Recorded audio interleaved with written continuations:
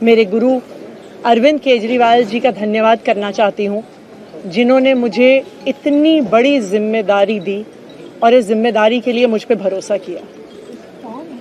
ये सिर्फ आम आदमी पार्टी में हो सकता है, अरविंद केजरीवाल जी के नेतृत्व में हो सकता है कि एक फर्स्ट टाइम पॉलिटिशियन एक राज्य की मुख्यमंत्री बने। मैं एक सामान्य परिवार से आती हूँ, शायद किसी और पार्टी में होती तो चुनाव की टिकट भी नहीं मिलती, लेकिन अरविंद केजरीवाल जी ने मुझ पे भरोसा किया, मुझे विधायक बनाया, मुझे मंत्री बनाया और आज मुख्यमंत्री बनने की जिम्मेदारी दी है।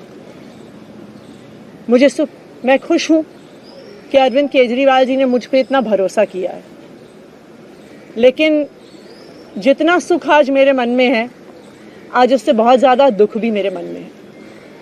दुख इसलिए कि दिल्ली के लोकप्रिय मुख्यमंत्री मेरे बड़े भाई अरविंद केजरीवाल जी आज इस्तीफा दे रहे हैं। मैं आज ये ज़रूर कहना चाहती हूँ आम आदमी पार्टी के सभी विधायकों की तरफ से, दिल्ली की 2 करोड़ जनता की तरफ से, कि दिल्ली का एक ही मुख्यमंत्री है और उस मुख्यमंत्री का नाम अरविंद केजरीवाल है। भारतीय जनता पार्टी ने पिछले 2 साल से अरविंद केजरीवाल जी को परेशान करने की, उनके खिलाफ षड्यंत्र रचने की कोई कसर नहीं छोड़ी। एक ऐसा आदमी जो अपनी IRS कमिश्नर की नौकरी ठुकरा सकता था, एक ऐसा आदमी जो एक नई पॉलिटिकल पार्टी से पहली बार चुनाव लड़के मुख्यमंत्री पद से इस्तीफा दे सकता था, ऐसे आदमी पर, ऐसे ईमानदार आदमी पर भारतीय जनता पार्टी ने भ्रष्टाचार के आरोप लगाए, झूठे केस किए, फर्जी केस किए, अपनी एजेंसीज ED को, CBI को उनके पीछे छोड़ दिया, उनको झूठे मुकदमे में 6 महीने तक जेल में रखा।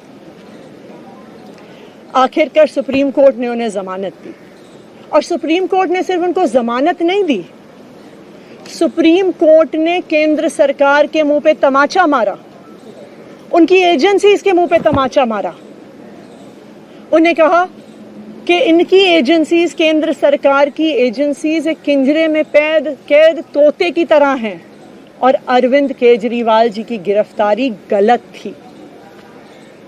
अगर अरविंद केजरीवाल जी की जगह कोई और मुख्यमंत्री होता, कोई और नेता होता, तो वो 2 मिनट नहीं सोचता मुख्यमंत्री की कुर्सी पे बैठने के बारे में।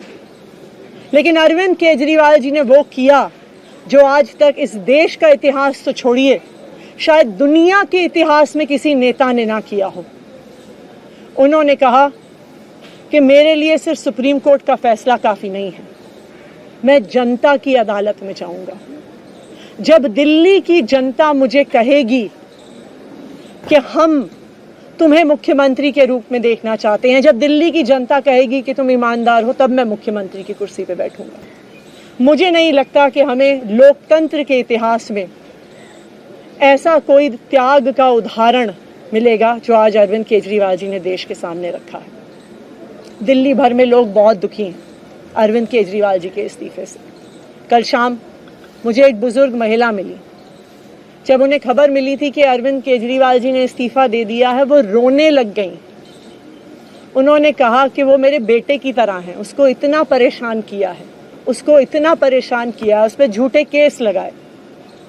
और उन बुजुर्ग महिला ने कहा कि मैं घर घर जाऊंगी, मैं घर घर जाके लोगों को कहूंगी कि मुझे अपने बेटे को ही मुख्यमंत्री बनाना है।